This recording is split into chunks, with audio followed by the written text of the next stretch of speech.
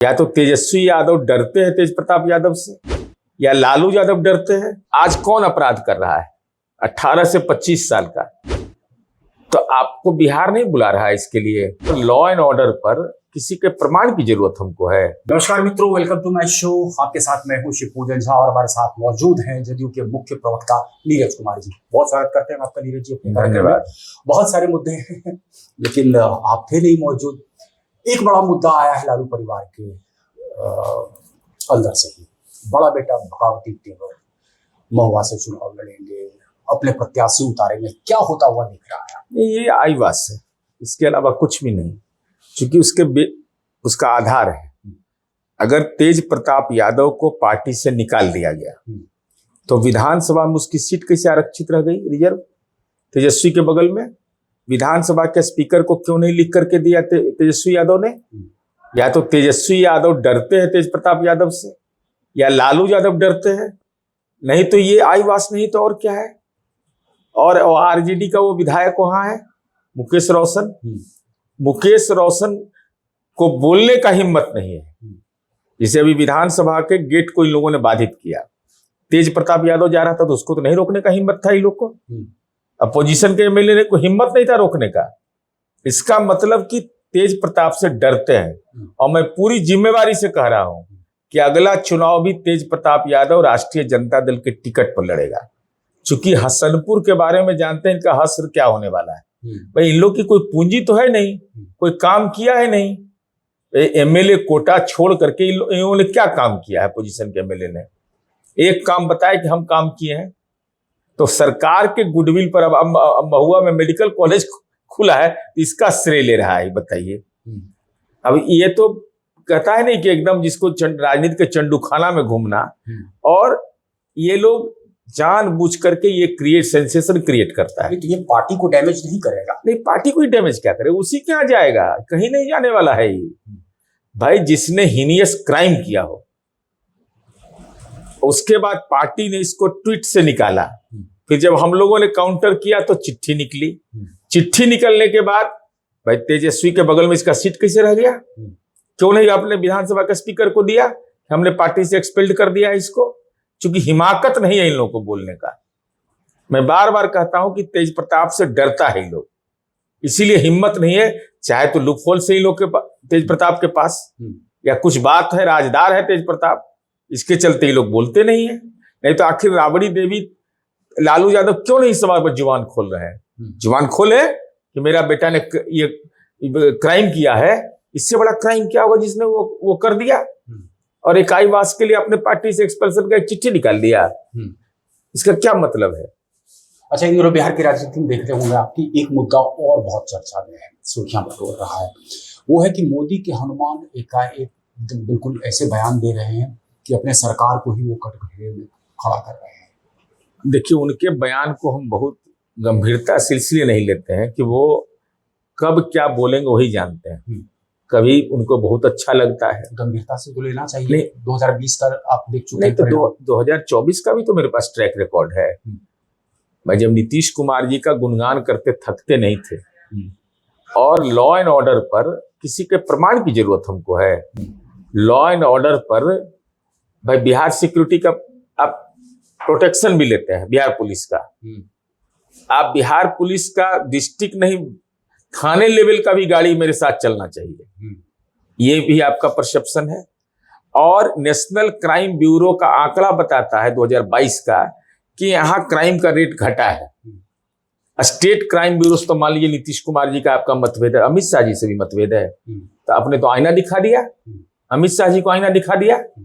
और आप prime minister के मंच पर जाते हैं तो वहां क्यों नहीं बोलते कि कानून का राज नहीं है बिहार में? क्योंकि प्राइम मिनिस्टर कहते हैं कि जंगल राज के युवराज को नहीं आने देना है। आप कह रहे हैं कि नहीं, जो तेजस्वी बोल रहा है क्राइम बढ़ गया है, डिसऑर्डर हो गया है, वही बात आप भी बोल रहे हैं। कि भाषा दोनों के मिल कैसे रही है? क्या हो सकता है इसके पीछे? क्या इसके पीछे हमको कुछ पब्लिसिटी तो स्टंट नहीं हो सकता। अब देखिए, वो इनसाइड क्या है, मैं तो अल्ट्रासाउंड के हम जानकार है नहीं। हमको लगता है कि पार्लियामेंट का जब चुनाव रहता है तो अपने लिए सब कुछ ठीक रहता है। लेकिन जब असेंबली का चुनाव आता है तो जो उम्मीदवार है वो भगवान भरोसे रहे। ये अगर आप के स्टेट प्रेसिडेंट ने जगह जगह जाकर करके पब्लिकली कहा कि नीतीश कुमार जी के लीडरशिप में रूल ऑफ लॉ है, नीतीश कुमार जी को मुख्यमंत्री बनाना है, आप नेशनल प्रेसिडेंट हैं और आप आज ये बयान दे रहे हैं, तो ये किसको डैमेज करेगा? आपके कैंडिडेट को डैमेज करेगा। तो आपको तो खोने के लिए कुछ नहीं है। अच्छा, आप केंद्र में मिनिस्टर हैं, तो मोदी जी ने आपको क्या जिम्मा दिया है? युवा कल्याण मंत्रालय। आज कौन अपराध कर रहा है? 18 से 25 साल का। तो आपको बिहार नहीं बुला रहा है इसके लिए कि 18 से 25 साल के युवाओं को रास्ते पर लाएं? इसके लिए कोई रोड मैप आपके पास नहीं है। आपको नहीं लग रहा है कि कुछ एम्बिशन उनके ज्यादा बढ़ गए हैं? वो हो सकता है, मेरी जानकारी में नहीं, क्योंकि मैं सीट शेयरिंग इस समय मेरा कोई जानकारी रहता नहीं है, आपको मैं अपडेट भी नहीं रहता हूँ उसमें। लेकिन मैं इतना समझता हूँ कि पॉलिटिकली आपको बयान देने के पहले 100 बार कभी कह रहे हैं कि नीतीश कुमार जी का कोई सानी नहीं है, कोई मुकाबला नीतीश कुमार जी का नहीं है, डेवलपमेंट बिहार में हुआ है, यह हुआ है। 4 दिन के बाद बोलते हैं कि भाई लॉ एंड ऑर्डर फेल हो गया, इस सरकार के साथ रहना मेरे लिए। भाई सरकार में आपका क्या रोल है भाई? आप सरकार में ना एमएलए आपका है, ना कोई एमएलसी है यहाँ। ये तो नीतीश कुमार जी की महानता है कि हम आपको एनडीए का पार्ट मानते हैं। ये बीजेपी का प्रॉब्लम है, इसमें हमारा कोई लेना देना नहीं। अच्छा, दूसरा एक और शख्स है यहाँ पर, वो भी बहुत ज्यादा सुर्खियों में है इन दिनों, मुकेश सहनी साहब। फेंस सिटर कहा जाता है। 2020 का आपको वो प्रेस कॉन्फ्रेंस याद होगा, मोरिया होटल में किस तरीके से आरोप लगाया था तेजस्वी यादव पर कि खंजर घोपा है इन्होंने हमारी पीठ पर। अब कयास ये लगाया जा रहा है कि उनकी बातचीत शुरू हो गई है बीजेपी के कुछ शीर्ष नेताओं से। देखिए, मुकेश सहनी जी, इस बात को स्वीकार करने में कोई दिक्कत नहीं कि निषाद समुदाय के बीच उनकी पकड़ है, और Mukesh Sahani most backward community के लीडर हैं। यह भी सच है। मैंने अगर पर्सनल लेवल पर भी देखिएगा, उनके पिता की हत्या हुई, कोई नहीं जानता था, लेकिन बिहार पुलिस ने उसको खोज निकाला। और खास करके जो फिशरीज में काम करने वाले लोग हैं, मत्स्य पालक हैं, वो कितना आतंक झेलते थे। आज बिहार में फिशरीज के मामले में आत्मनिर्भर हुए, तो उसमें किसका योगदान है? नीतीश कुमार जी का योगदान है। नीतीश कुमार जी की सरकार ने रूल ऑफ लॉ एस्टेब्लिश किया, फिशरीज के लिए बहुत सारी योजनाएं चलाई। आज उसका नतीजा है कि उस समाज का विकास हुआ है। तो नेचुरल वे में अगर आप देखिएगा तो नेचुरल उसका सोशल कनेक्शन है एनडीए के साथ। अच्छा। वो नीतीश कुमार जी के साथ है। अब पॉलिटिकली वो चले गए तेजस्वी के साथ, उसका नतीजा क्या लोकसभा चुनाव में पड़ा, सो देख लिया।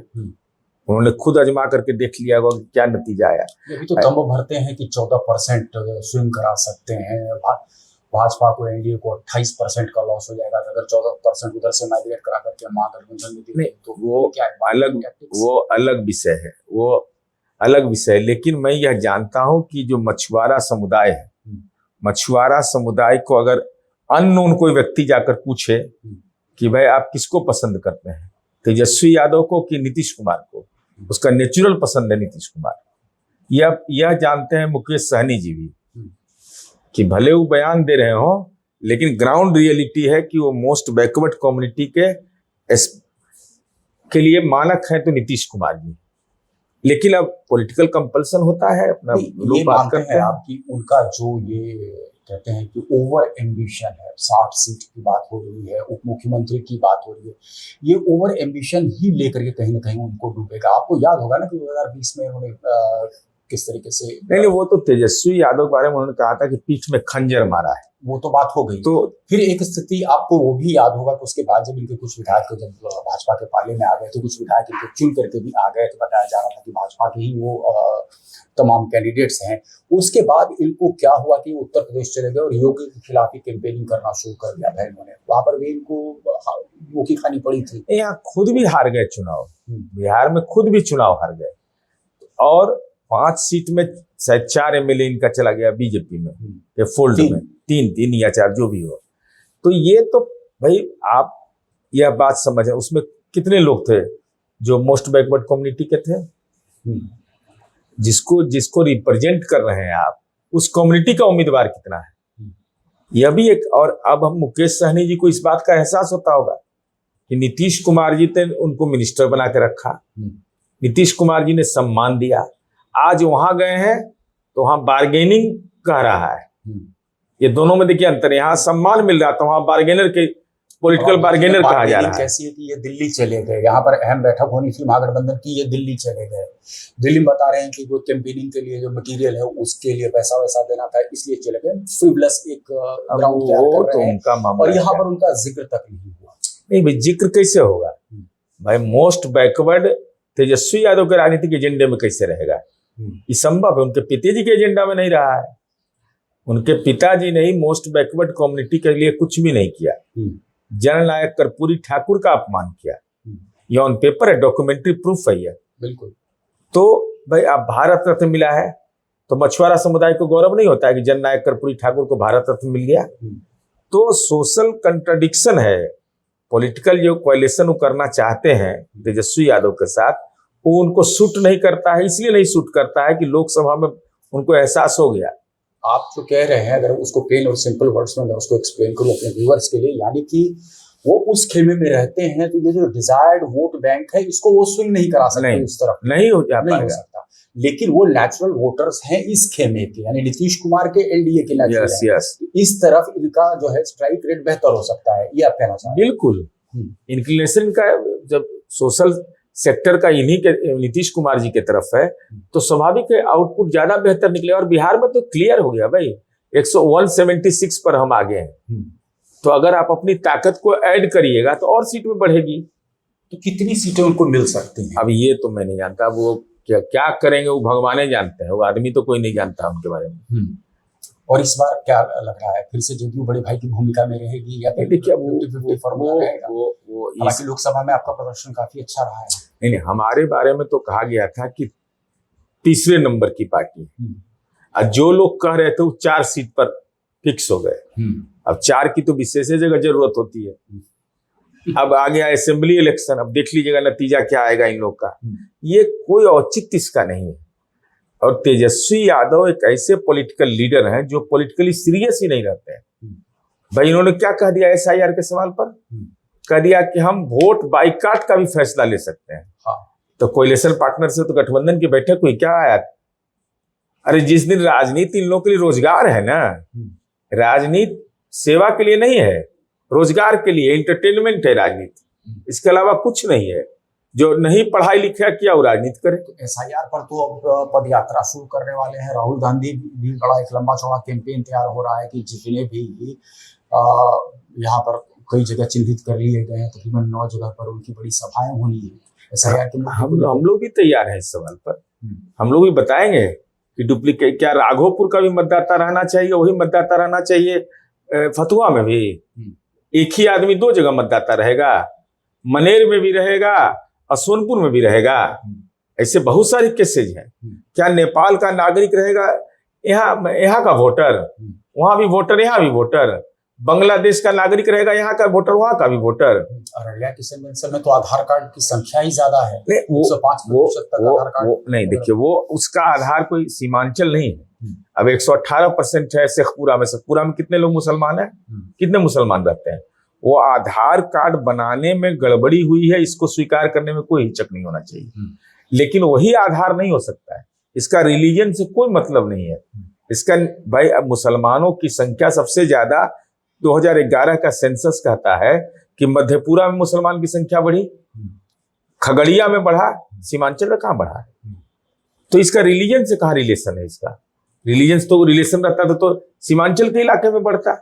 अगर बांग्लादेशी ही सब है तो वहां तो और संख्या बढ़ जाती। ओपन बॉर्डर है, इसलिए यह कोई विमर्श का विषय ही नहीं है। शेखपुरा एक रोल मॉडल मैंने बताया कि 118% है वहां। जितनी आबादी है उससे ज्यादा, हम मुसलमानों की आबादी बहुत कम है वहां। इस मुद्दे को लेकर के जिस हिसाब से मुखर हैं, आप राहुल गांधी का जिक्र कर लीजिए, तेजस्वी यादव का जिक्र कर लीजिए, आपको लगता है ये कोई मुद्दा है ही नहीं? हमारी समझ, देखिए हमारी समझ से ये बैकफायर करेगा। इनका बैकफायर इसलिए करेगा कि आप बूथ लेवल एजेंट भी आप बहाल करते हैं, आप पार्टी भी बनते हैं सुप्रीम कोर्ट में, आप जो इलेक्टोरल रोल आया है उसी पर चुनाव लड़ने की तैयारी भी आप कर रहे हैं। तो आखिर आपके चरित्र को तो समझेगा लोग ना कि भाई बोलते कुछ है करते कुछ है। भाई आप असेंबली को बाधित कर रहे हैं, आप पार्लियामेंट को बाधित कर रहे हैं। सुप्रीम कोर्ट में जब आप उसके पिटिशनर बनते हैं, इंटरवेन करके यह नहीं बोलते कि भाई इसको रोकिए, प्राइमरली पहले सारा चीज कॉन्स्टिट्यूशनल डिस्कस हो जाए, ये आप करते नहीं है। तो ये आपका जो बिहार है, बिहार का हर आदमी वोटिंग राइट के प्रति बहुत कॉन्शियस होता है। इसलिए राहुल गांधी जी और आप तो जहां जहां गए वहां कांग्रेस और गठबंधन के घटक दल का जो दशा हुआ वो जानते ही हैं। और हम भाई हमारी आलोचना क्या करिएगा आप, हम तो आपका गांव, अगर तेजस्वी यादव मानक है एमएलए जो अपोजिशन के हैं, उनके गांव में किसने काम किया, उनके घर का गली किसने बना दिया, उनका घर में बिजली किसने पहुंचा दिया, वहां पंचायत सरकार भवन किसने बना दिया। एमएलए फंड छोड़ के कोई काम ही बता सकता है ये लोग कि हम किए हैं? एक भी काम इन लोगों ने नहीं किया है। रोजगार का नारा लगा रहे हैं। अच्छा रोजगार अगर आप यहाँ दे रहे हैं तो झारखंड में क्यों नहीं दिया, या पहले क्यों नहीं दिया? पांच स्टेट सर्विस कमीशन वहां हुआ है इनके पूरे टेन्योर में, समझ लीजिए। हमारा 5 बैकलॉग एक साथ हुआ था। और टीचर अपॉइंटमेंट में हम देश में नंबर 1 है, प्राइमरी टीचर के अपॉइंटमेंट। तो मैं देख ही रहा था कि जो और पत्र दिए जा रहे थे उत्तर प्रदेश से, और मैं उदाहरण बता रहा हूँ, आकर के वो ले रहे थे। तेजस्वी यादव के फैमिली मेंबर श्रीमती गुंजन यादव, जो मंगरू राय इनके चाचा थे, उनके परिजन को नौकरी दिया तो इन लोगों ने 4 कट्ठा जमीन उससे लिखवा लिया, अपना ओन ब्लड। और उसी घर की पुत्र वधू है गुंजन यादव, उसको ऑफिस असिस्टेंट में नौकरी मिला तो उसको कुछ नहीं लगा। तो इनके घर में तो रोजगार हम दिए हैं, इनको हम बिजली का सब्सिडी दिए हैं, महुआ बाग में इनका घर बन रहा वहां रोड हम बनाए हैं, जहां पर ही राघोपुर के एमएलए हैं, जहां ये जमीन लिए हैं वो सड़क हम बनाए हैं बगल में। ये काम क्या किए भाई, ये तो ट्वीट खेलते रहते हैं, इसके अलावा कुछ नहीं। दिलचस्प होने वाला है चुनाव, और लगातार हम जो है आपके पास आते रहेंगे और आपकी जो मतलब कहते हैं क्रिस्टल क्लियर आउटलुक वो अपने दर्शकों तक पहुंचाते रहेंगे। तो इस कार्यक्रम में बस इतना ही दर्शकों, एक ही आग्रह आपसे, लाइक और सब्सक्राइब जरूर करें। बहुत बहुत धन्यवाद।